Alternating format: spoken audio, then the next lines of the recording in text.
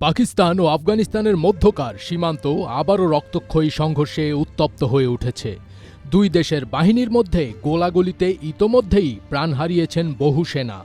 চরম উত্তেজনার এই পরিস্থিতি শুধু দুই দেশের সম্পর্ক নয়, গোটা অঞ্চলের নিরাপত্তার জন্যও নতুন শঙ্কা তৈরি করেছে। রাতভর সীমান্ত সংঘর্ষে আফগানিস্তানের তালেবান ও তাদের সহযোগী সংগঠনের ২০০ যোদ্ধা নিহত হয়েছে বলে রবিবার দাবি করেছে পাকিস্তান সেনাবাহিনী।